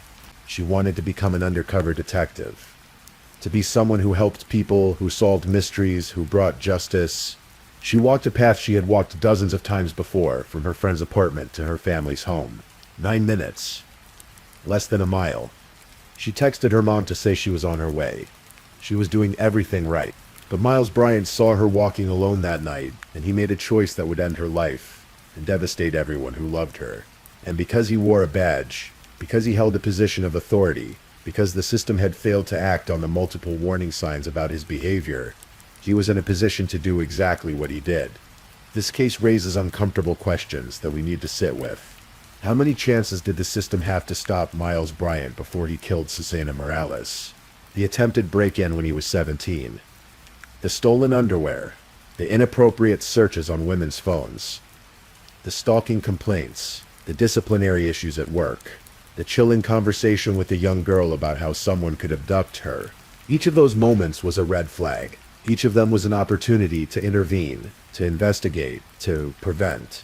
But Bryant kept moving through the system, kept getting hired, kept wearing a badge and carrying a gun. In addition to what was uncovered in the murder investigation, numerous allegations of misconduct have been documented against the former officer. They include accusations of sexual assaults, burglaries and attempted burglaries, an encounter with a 12-year-old runaway and surreptitiously obtaining sexually explicit photos of women he detained while on duty or with whom he worked while serving in the National Guard. The scope of his predatory behavior was stunning, and it had been going on for years. For the Latino community in Gwinnett County and beyond, Susana's case highlighted something they had been trying to tell authorities for a long time: that missing persons cases involving young people of color, particularly Latinas, are often not taken seriously enough. That assumptions are made about runaways or gang involvement or family trouble, when the reality is that a child is missing and time is critical. The Morales family searched for Susana themselves because they felt they had no choice. They put up flyers. They canvassed. They used every tool they had, and they were right all along. Susana hadn't run away. Something terrible had happened to her, but by the time her remains were found, it was too late to bring her home alive. Susana wanted to be an undercover detective. She wanted to help people, to solve cases, to bring justice, and in a terrible, tragic way. Her case has become exactly that, a catalyst for conversations about police accountability, about how missing persons cases are handled, about what we owe to victims and their families. Miles Bryant will spend the rest of his life in prison, and that is some measure of justice. But it doesn't give Susana back her dreams, her future, her music. It doesn't give her family back their daughter, their sister, their baby girl who could light up a room with a song. Tonight, somewhere in Georgia, Maria Salgado might be visiting Susanna's grave, trying to find some peace in knowing where her daughter is, even if it's not where she should be. Jasmine might be thinking about her sister, remembering the sound of Susanna's voice, the way she played piano, the brightness she brought to their lives. And somewhere, other families with missing loved ones are fighting to be heard, to be taken seriously, to get the help they need before it's too late. This is the story of Susanna Morales. Remember her name, remember what she loved, remember what she wanted to become. Remember that she was walking home on a summer evening, doing something she had done dozens of times before, and someone took her life for no reason, except that he could, except that he wanted to, except that the system allowed him to be in a position to do so. Remember her, and remember that we can do better. We must do better. Rest in peace, Susanna Morales. Your music stopped too soon, but your story will continue to echo, calling us to be better, to do better, to protect those who cannot protect themselves. Please, I'm just putting it out there. If you're still awake and listening, drop a comment. Let me know where you're tuning in from, the time in your part of the world, or just say something to let me know you're still with me. And of course, if you haven't already, like this video and subscribe so you don't miss the next true crime story for sleep. Now, let's move on to our fourth story.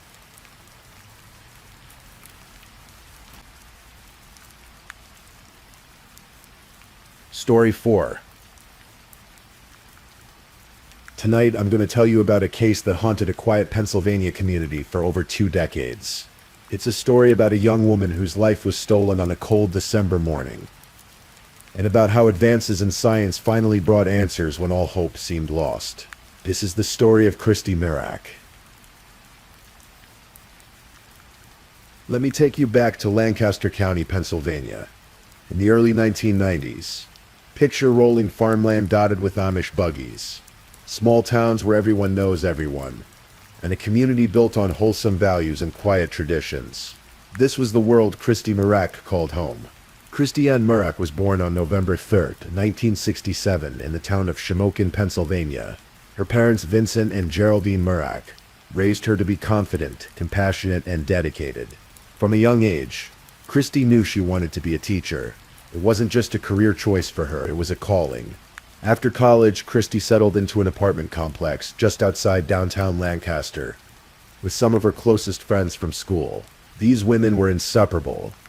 They'd go out dancing together at local clubs, laughing and making themselves known in the best possible way. They were young, vibrant, full of life and dreams. Christy was the kind of friend who lit up a room, whose bright smile could lift anyone's spirits. In her mid-20s, Christy landed her dream position as a 6th grade teacher at Rarstown Elementary School. This wasn't just any job to her. Her principal, Harry Goodman, would later say that Christy wasn't satisfied with being just a good teacher. She wanted to be a great one. She poured her heart into her students, staying late to prepare lessons, wrapping Christmas presents for each child in her class, making sure every student felt seen and valued. Her world revolved around 3 things: her family, her friends, and her students.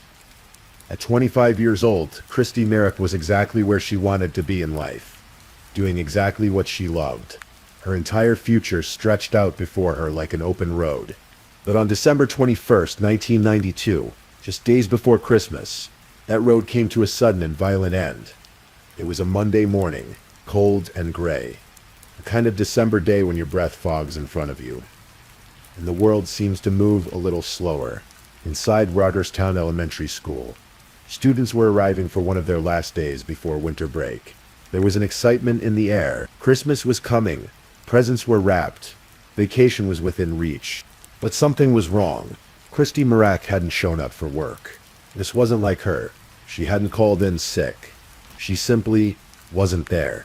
Her classroom stood empty, the carefully wrapped gifts for her students waiting on her desk. Harry Goodman, the school principal, felt a knot forming in his stomach. He knew Christy. This wasn't her. She was reliable, dedicated, always there for her students. He tried calling her apartment. No answer. The worry grew stronger. Finally unable to shake his concern, Goodman got in his car and drove to Christy's townhouse in East Lampeter Township. Maybe she'd had car trouble. Maybe she'd overslept. Maybe he'd spot her changing a flat tire on the side of the road. When he arrived at her home, he noticed the front door was slightly ajar. That sick feeling in his stomach intensified. He called out her name. No response. He pushed the door open wider and stepped inside. What he saw next would haunt him for the rest of his life. Christy lay on the living room floor, just inside the entrance to her home. She was wearing her winter coat and gloves. She'd been about to leave for work, but she would never make it to school that morning. Her face was badly bruised. The scene told a story of violence, of a sudden, brutal attack. It was, in the words of future District Attorney Craig Stedman, a nightmare scene. Christy Merrick had been beaten, strangled, and sexually assaulted in her own home. The investigation would reveal that she had likely been overpowered quickly, right there by the entrance. Scuff marks on the floor indicated a struggle, but it appeared the attack had happened so fast that she'd had little chance to defend herself. Someone had pushed their way into her home in broad daylight and stolen her life. Lancaster County was shaken to its core. This kind of violence didn't happen here. Not in their quiet community, not to someone like Christy. The police worked around the clock, desperate to find answers. Who could have done this? And why? Investigators began piecing together the puzzle of Christy's last days. They talked to her roommate Mary Lesko, who said she'd left the apartment around 7 that morning. Christy had seemed distracted, but Mary didn't know why. They talked to her friends, who mentioned that Christy had been out dancing with them just 48 hours before her death. Everything had seemed normal. Then, as detectives dug deeper into Christy's personal life, they discovered something her friends hadn't known about. Christy had been in a relationship with an older man, about 20 years her senior. He went by the nickname Dagger. He was married, worked as president of the local Teamsters, and her friends hadn't approved of the relationship. Just days before her death, Christy had told her friends she was thinking about ending things with him. When investigators heard that Dagger had shown up at the elementary school the day after Christy's murder, carrying flowers, claiming he didn't know she had died, he immediately became a suspect. But when they questioned him, his alibi was solid. He'd been in Virginia at the time of the murder. DNA evidence collected from the crime scene didn't match him either. The principal, Harry Goodman, was also briefly considered as a suspect, simply because he'd been the one to discover the body. But his alibi checked out, and his DNA didn't match the evidence either. Police had DNA from the crime scene, genetic material left by the killer that would eventually become the key to solving the case. They ran it through the National Law Enforcement Database. No matches. They had plenty of suspects initially, but one by one, they were eliminated. The case was starting to go cold. The Merrick family offered a $10,000 reward for information. Neighbors reported seeing a white car outside Christie's apartment just before the murder. But investigators couldn't identify any viable suspects from that information. The leads dried up. The case went cold, and as the years passed, the killer walked free. While the investigation stalled, life in Lancaster County continued.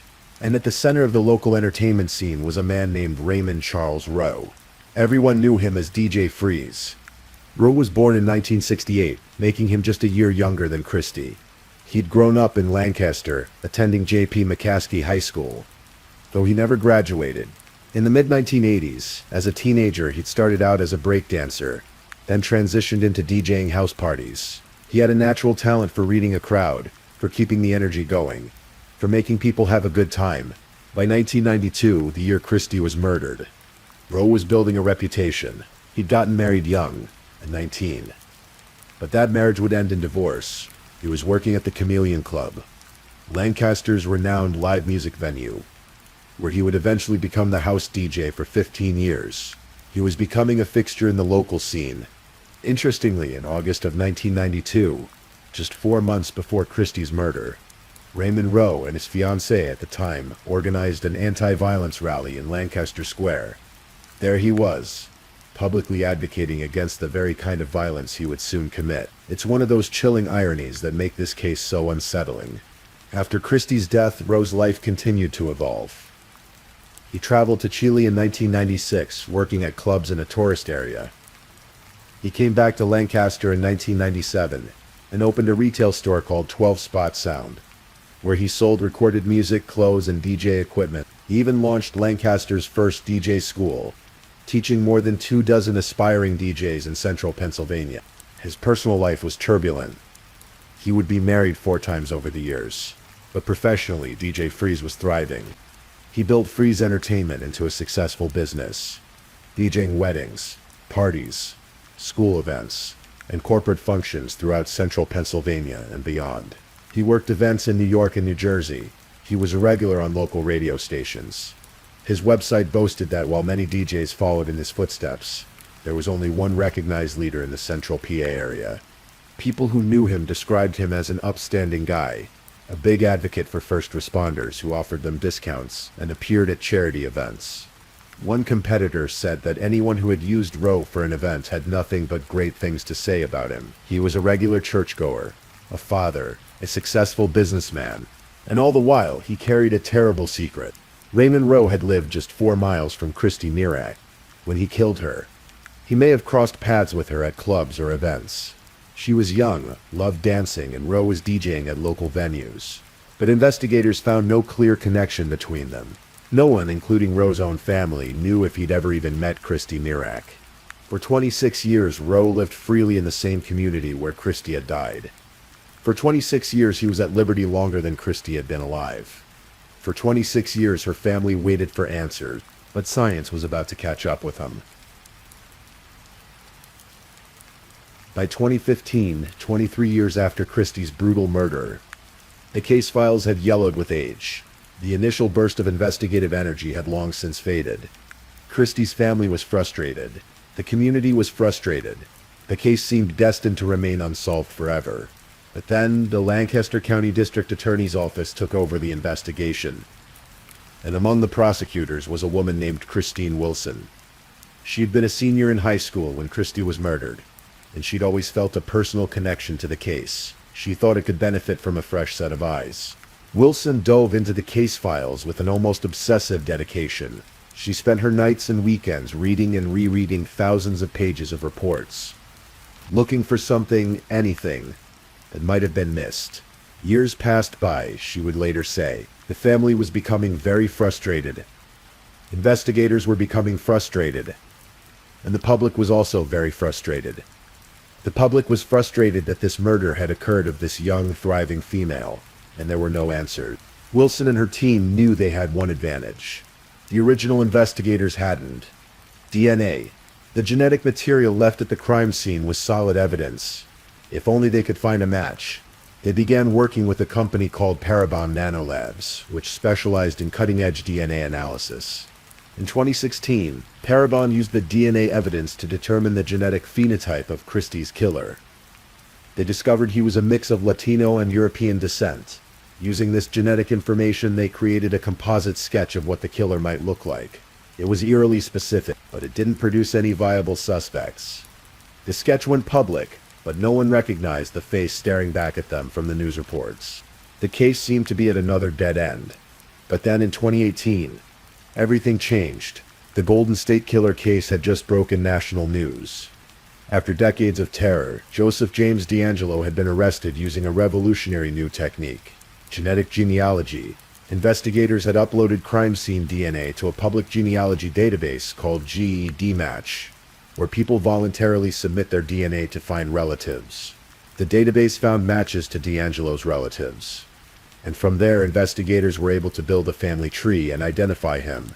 Christine Wilson and her team realized they could try the same approach with Christie's case. They uploaded the DNA profile from Christie's crime scene to GEDmatch, and then they waited. When the results came back, their hearts must have raced. There were matches. The killer's relatives were in the system. Parabon's genealogical researchers went to work, building family trees, tracing lineages, narrowing down possibilities. The work was painstaking, but eventually a name emerged. Raymond Charles Roe, DJ Freeze. The popular local wedding DJ, the man who'd been hiding in plain sight for a quarter century. But having a name wasn't enough. They needed confirmation. They needed his DNA. So, in May 2018, Pennsylvania state police officers went undercover. They learned that Roe had been hired to DJ an event at Smoketown Elementary School. Officers attended the function, blending in with the crowd, watching and waiting. When Roe finished his set, they made their move, not to arrest him, but to collect evidence. They retrieved a water bottle Rowe had used. They collected a piece of chewing gum he'd discarded. These items were sent to the state police crime lab for analysis. The results came back and they were definitive. The DNA from the water bottle and gum matched the DNA found on multiple locations of Christy Mirak's body, and on the carpet underneath her body at the crime scene. The statistical probability that this was anyone other than Raymond Rowe was astronomical. Octillions, septillions, nonillions. Numbers so large that District Attorney Craig Stedman had to look them up to understand what they meant. After 26 years, they finally had him. On June 25, 2018, Raymond Rowe was arrested without incident at his home on Whittier Lane. He was 49 years old. The news sent shockwaves through Lancaster County. People couldn't believe it. TJ Freeze, the guy who DJ'd their wedding, who'd performed at their kids' school events, who'd been such an active, visible member of the community, it didn't make sense. One of Rowe's competitors said it best. "I've always known him to be an upstanding guy. Anybody that I've known who used him has always had nothing but great things to say about him." But the DNA didn't lie. The FBI's behavioral profile of Christie's killer had suggested someone who wouldn't stand out in a crowd, someone who wasn't the center of attention or the life of the party. In a way that fit, even though Rowe was successful and well-known. He wasn't particularly flashy or memorable. He blended into the fabric of the community. He was just there. Always there. Rowe was charged with criminal homicide. District Attorney Stedman announced at the press conference that they were seeking the death penalty. This killer was at liberty from this brutal crime for longer than Christy Mirak was on.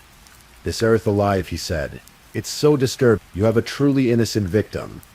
Her entire life was ahead of her." As Rowe sat in Lancaster County Prison, investigators tried to find a connection between him and Christy. They knew he'd lived just 4 miles from her at the time of the murder. His day job had been close to her apartment, making it convenient for him to drive by, but they couldn't establish whether they'd ever actually met. Perhaps Christy had attended one of his house parties in the 1980s when she was in college. Perhaps they'd crossed paths at a club, or perhaps she was a complete stranger to him. A random victim in a crime of opportunity. The motive remained unclear. Prosecutors would eventually say that some specific questions about motive might never be answered publicly. All they knew for certain was that, on the morning of December 21st, 1992, Raymond Rowe had forced his way into Christy Mirak's home and taken her life. As Rowe's case moved toward trial, something unexpected happened. In January 2019, just months before he was scheduled to go before a jury, Raymond Rowe pleaded guilty. He pleaded guilty to first-degree murder. He pleaded guilty to rape. He pleaded guilty to related charges. In exchange for his plea, prosecutors agreed not to seek the death penalty. Instead, Rowe would spend the rest of his life in prison without the possibility of parole, plus an additional 60 to 120 years. At the sentencing hearing, Rowe addressed Christy's family directly. "I can't imagine what you were going through," he said. It was a statement that rang hollow to many who heard it. After all, he was the one who had put them through this hell. He was the reason they'd spent 26 years without answers. He was the reason Christy's students had never gotten their Christmas presents from their beloved teacher. For Christy's brother, Vince Mirak, and her mother, Geraldine, the guilty plea brought a measure of closure. It wasn't the same as having Christy back. Nothing could ever fill that void, but at least now they knew. At least now the man who'd taken her life would never walk free again. Raymond Rowe was sent to the Pennsylvania State Correctional Institution at Waymart to serve his sentence. People in Lancaster County tried to process what had happened. DJ Freeze, the man who'd been the soundtrack to their celebrations, was a killer. His clients, who'd paid deposits for upcoming weddings and events, scrambled to find replacement DJs. Other local DJs stepped in to help, covering the events Rowe would have performed at. The case seemed closed. Justice, though delayed by more than 2 decades, had finally been served. But Raymond Rowe wasn't done making headlines. In August 2021, 2 years after his conviction, Raymond Rowe made a stunning move. He took the stand in a court hearing and claimed he had lied during his guilty plea. According to Rowe's new story, he and Christy Mirak had been in a sexual relationship. They'd met at the Chameleon Club in downtown Lancaster, he said, and had been seeing each other, On the morning of December 21st, 1992, they'd been intimate at her home, but when he left, she was still alive. Someone else, he claimed, must have killed her after he departed. It was a desperate gambit, an attempt to explain away his DNA at the crime scene without admitting to murder. His defense team filed a petition for post-conviction DNA testing, seeking to have additional items from the crime scene analyzed. They hoped to find DNA from another person who could be blamed for Christie's death. Lancaster County Judge Dennis Reinecker presided over hearings on the petition in late 2021. He listened to Rowe's testimony, he reviewed the evidence, and in the end he denied the request. Judge Reinecker found that Rowe had failed to meet the requirements for post-conviction DNA testing. More importantly, he found that Rowe had not demonstrated a reasonable possibility that favorable test results would establish his innocence. The original DNA evidence was overwhelming. Rowe's genetic material had been found on multiple locations of Christie's body and on the carpet beneath her. He'd been there, he'd done that. The denial was upheld by Pennsylvania's Superior Court. None of the additional items would be tested. Raymond Rowe would remain in prison. Prosecutor Christine Wilson, who'd worked so hard to bring him to justice, didn't buy his new story for a second. Neither did anyone else who'd followed the case. It was simply too convenient, too self-serving, too disconnected from the evidence. If Rowe and Christie had been in a relationship, why had no one ever known about it? Why had investigators found no connection between them, despite years of searching? Why had Rowe never mentioned it during the original investigation, or even during his guilty plea? The answer seemed obvious, because it wasn't true. It was the last desperate lie of a man who would spend the rest of his life behind bars. Today, Raymond Rowe remains imprisoned in Pennsylvania, where he will likely spend the rest of his life.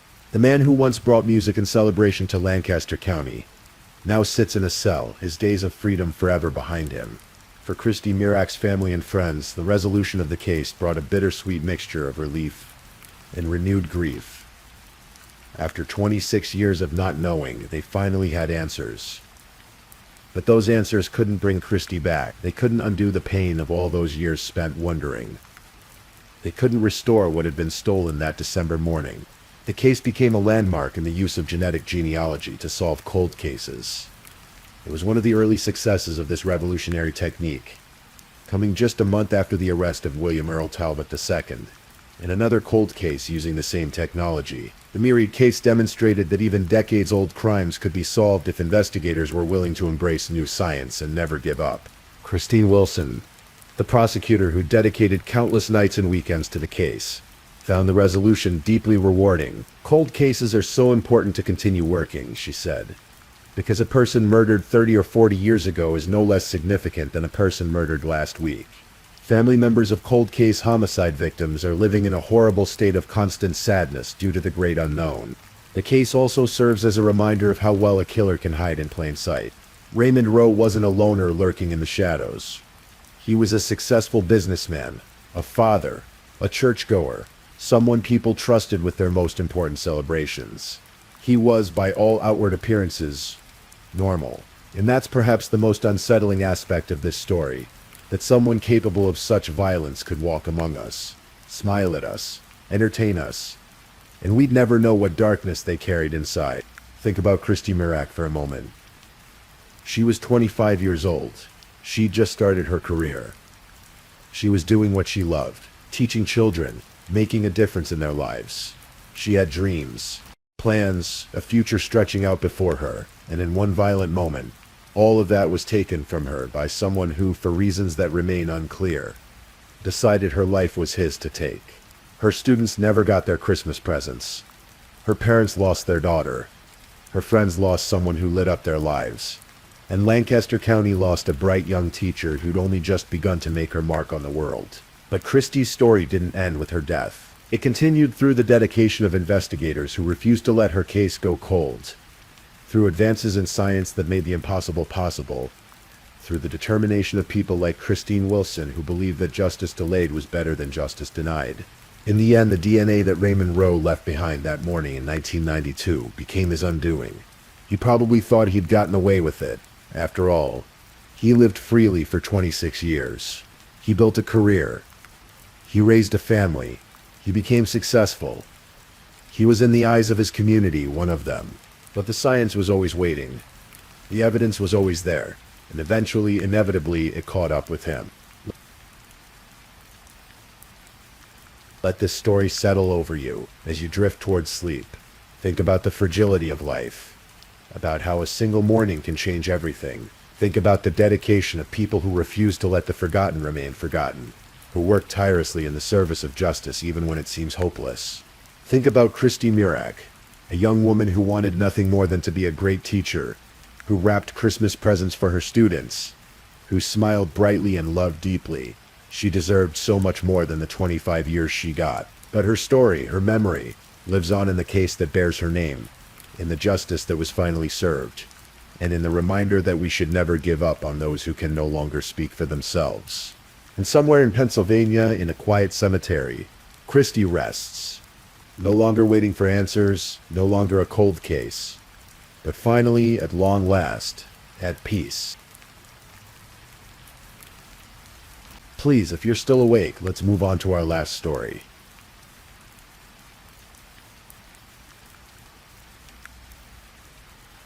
Story 5.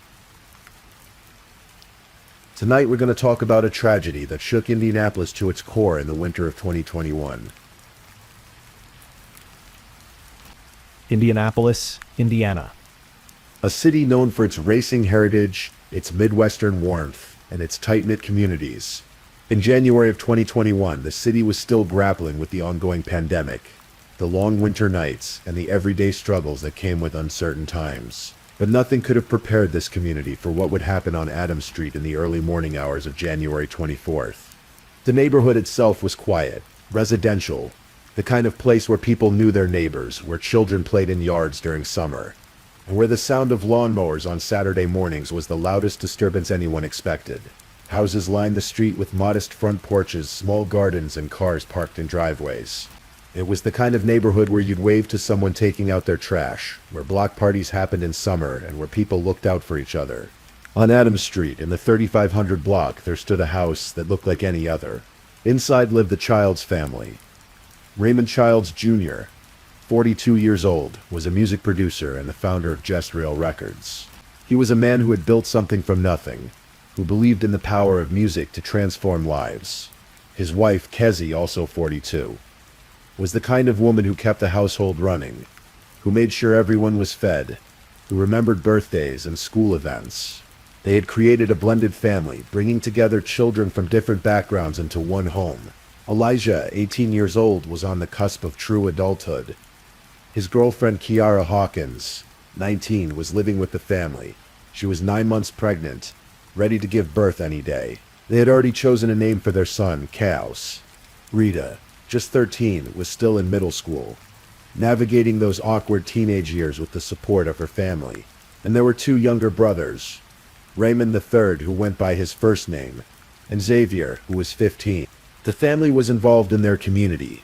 They participated in youth programs like New Street, New Path, and New Wave Incorporated. These were organizations that used music and mentorship to support young people, to give them alternatives to the streets, to show them that there were possibilities beyond what they could see.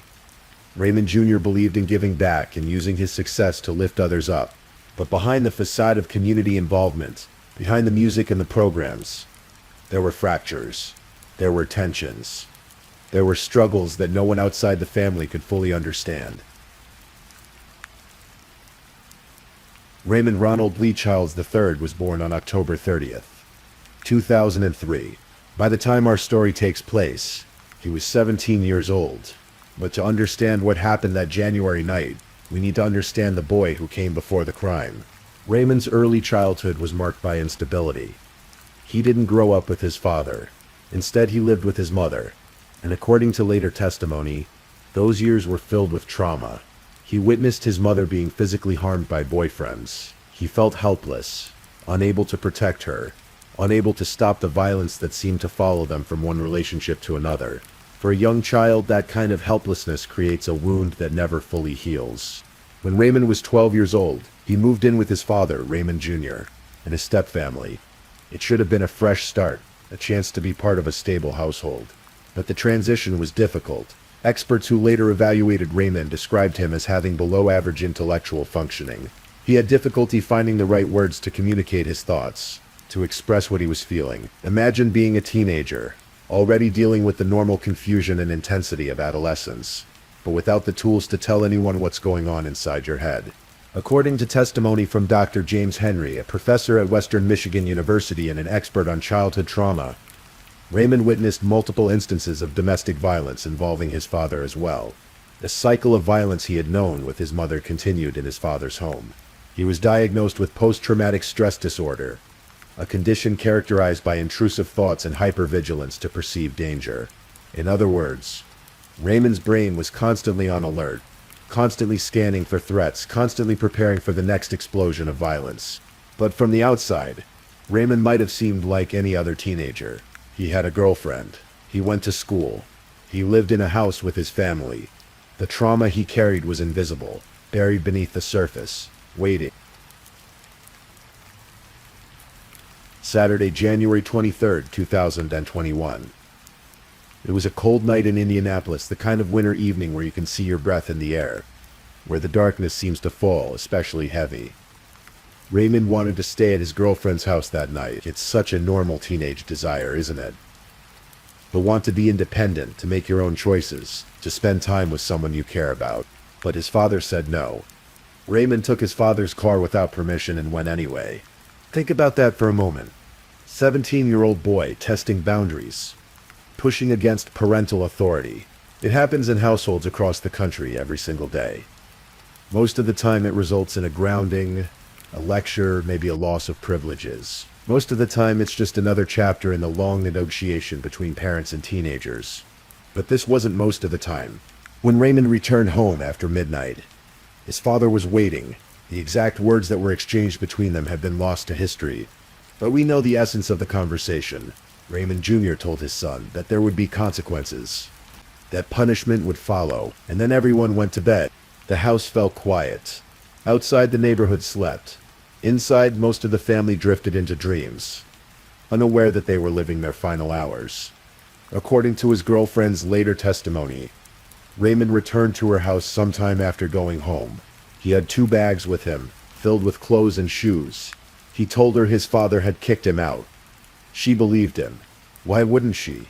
But Raymond hadn't been kicked out. He had left of his own accord, and he had left behind something unspeakable. At 3:43 a.m. on January 24th, the Indianapolis Metropolitan Police Department received a call. Someone had been shot. Officers were dispatched to the 3500 block of Adams Street, their sirens cutting through the pre-dawn darkness, their lights painting the quiet neighborhood in urgent reds and blues. When they arrived, they found a scene that would haunt them for the rest of their careers. On a neighbor's porch, they discovered Xavier, the 15-year-old brother. He had been shot multiple times. Blood soaked through his clothes, pooled on the wooden boards beneath him. He was conscious, barely, but conscious enough to speak. The neighbors had already called for help after he pounded on their door. Desperate, terrified. Before being rushed into surgery, Xavier told the officers something that seemed impossible. His brother had shot him. His brother had shot everyone. Officers entered the child's home with their weapons drawn, not knowing if the shooter was still inside, not knowing what they would find. What they discovered was a horror beyond imagination. Inside the house, in different rooms, lay 6 bodies. Raymond Childs Jr., the father, the music producer, the man who had tried to discipline his son just hours before. Kezzie Childs, the stepmother, who had been part of raising Raymond since he was 12. Elijah, 18 years old, who had his whole life ahead of him. Rita, only 13, who would never see high school. Kiara Hawkins, 19 years old and 9 months pregnant, who died in the hospital along with her unborn son, Chaos. 6 lives snuffed out in the darkness. According to prosecutors, Raymond had moved through the house methodically, room by room, person by person. He used 2 9mm handguns. He started upstairs and worked his way down to the basement. Xavier later testified about what he heard that night. He was downstairs with his parents when he heard gunshots from upstairs, 2 or 3 in rapid succession.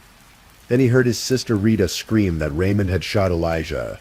The words must have seemed impossible even as they were being shouted. Your brother shot your brother. How could that be real? But it was real. Raymond came downstairs next. Xavier watched as his brother shot their parents. He hid in the laundry room, pressing himself against the floor, trying to make himself invisible. In those terrible moments, he heard his father's last words. "I'm sorry, Raymond. I love you." Think about that. In the moment of his death, facing his own son who had just shot him, Raymond Jr.'s final words were an apology and a declaration of love. The father, even in death, was trying to reach his son, trying to bridge whatever chasm had opened between them. Xavier tried to escape. He ran from the house, desperate to get away, to survive. But Raymond chased him down. Xavier begged for his life.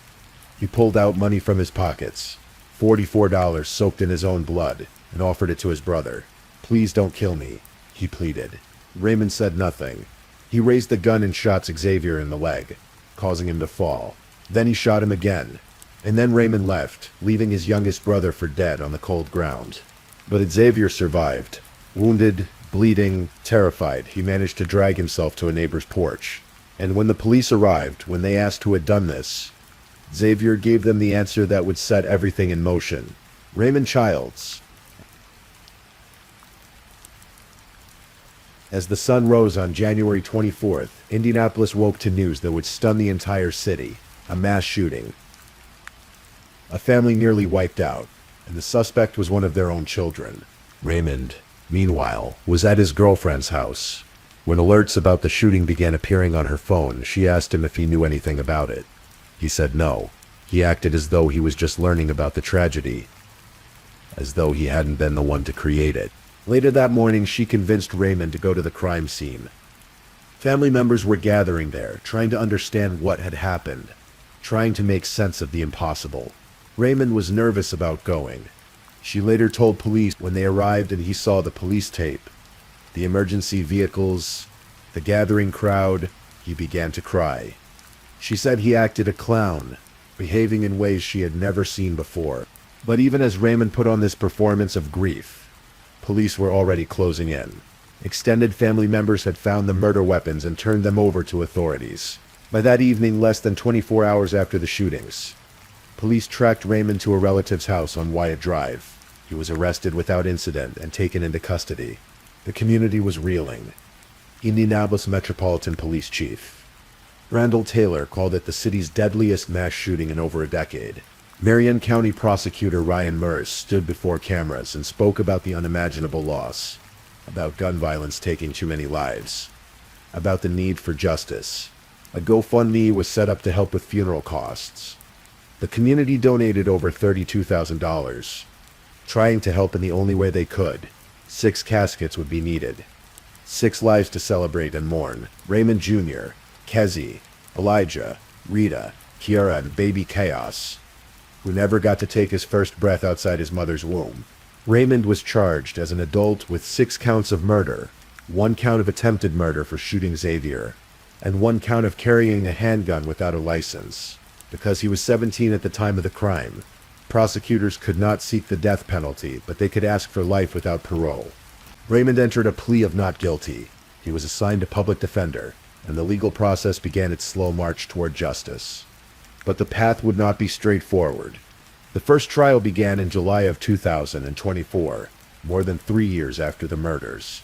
The prosecution laid out their case. Raymond had killed his family after an argument over curfew. The evidence was overwhelming. The survivor had identified him. The murder weapons had been recovered. The girlfriend's testimony placed him at the scene and revealed his lies. But then something unexpected happened. A witness, someone who had known the family, took the stand, and instead of simply answering the questions posed to them, this witness looked directly at Raymond and asked, "Why did you do it, Raymond?" The courtroom erupted. The judge called for a recess. The witness was admonished for their behavior, for making such an inappropriate statement in front of the jury. But the damage was done.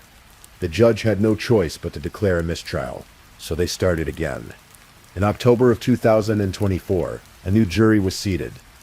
The prosecution presented their case once more. The defense argued that the evidence pointed to 2 shooters, that Raymond had been misidentified, that the investigation was misguided. Xavier testified again.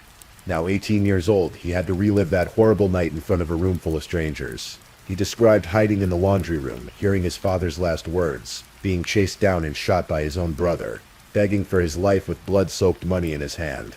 The jury deliberated for about 3 hours. When they returned, they had reached a verdict on all counts. Guilty. Guilty of 6 counts of murder. Guilty of attempted murder. Guilty of carrying a handgun without a license. Raymond showed little emotion as the verdict was read. The sentencing hearing took place on March 10th, 2025. This was when the full picture of Raymond's background came into focus.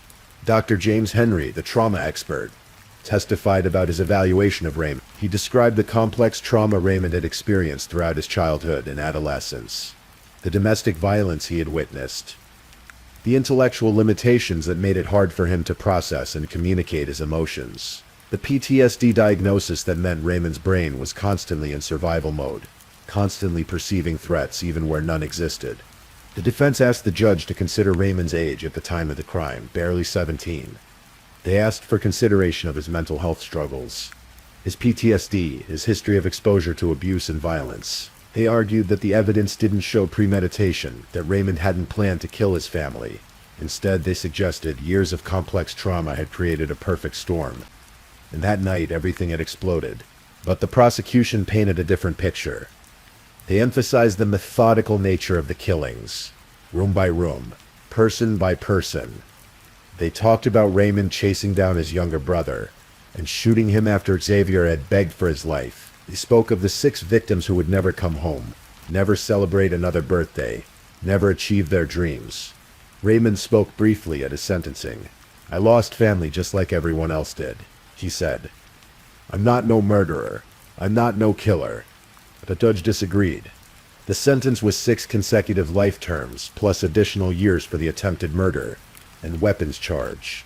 360 years in prison.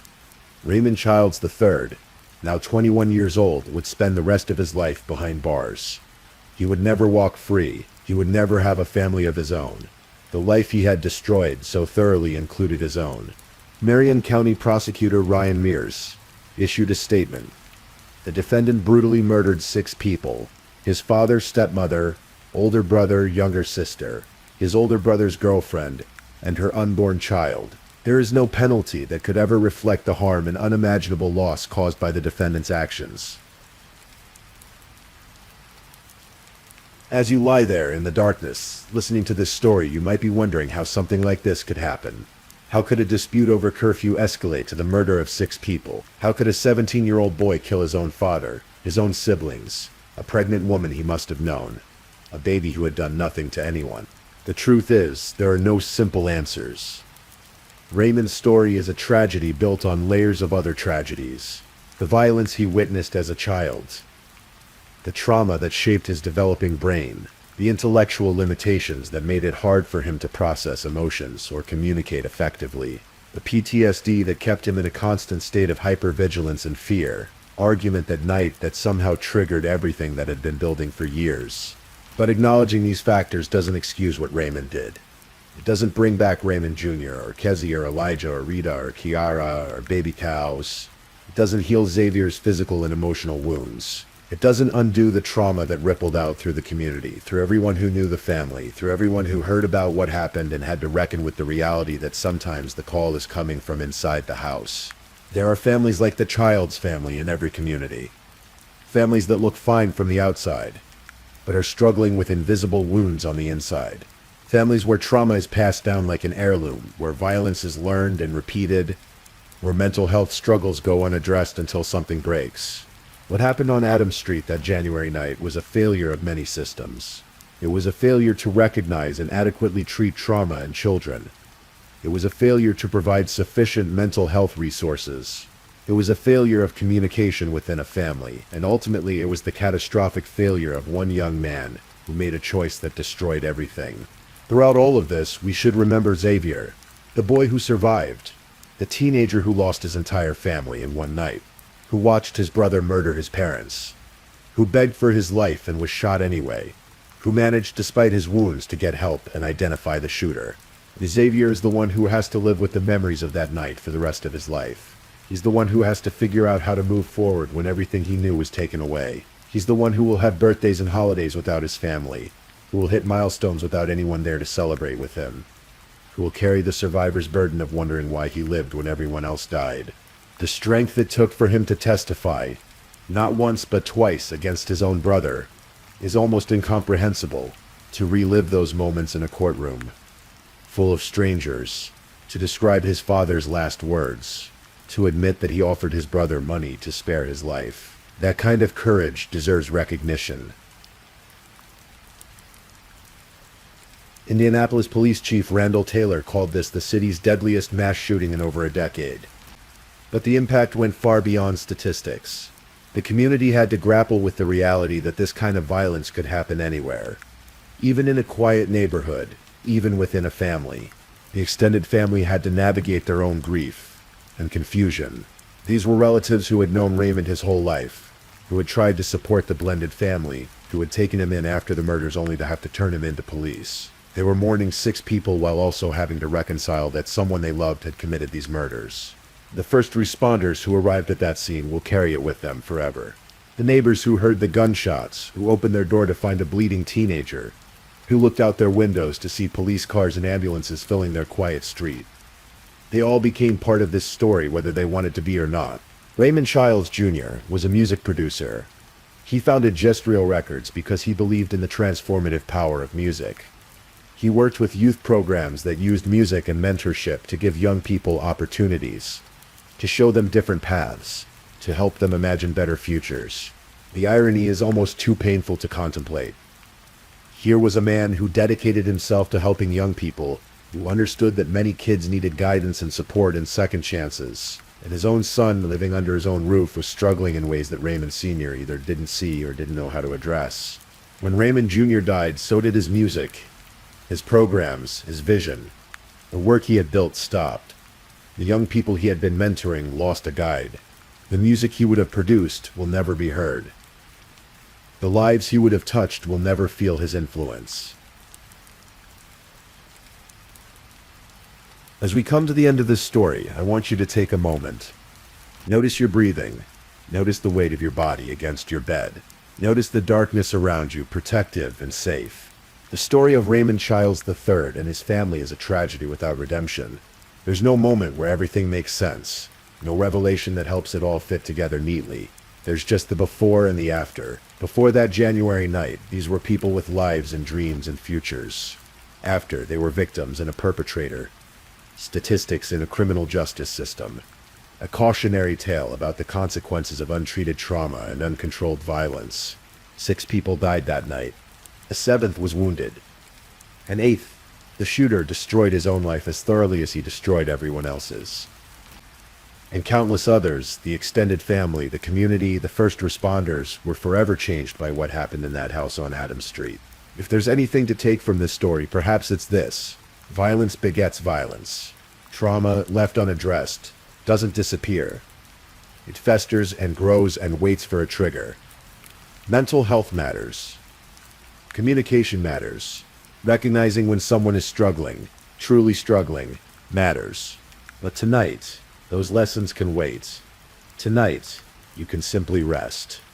Let the story fade into the background. Let your mind drift. The world will still be here tomorrow, with all its complications and tragedies and difficult questions. For now, just sleep. Let go of the day. Let go of the weight you're carrying. Let go of everything except the gentle rhythm of your breath and the comfort of your bed. Thank you for listening to tonight's true crime story. Rest peacefully knowing that another story awaits you next time, ready to accompany you on another journey toward restorative sleep.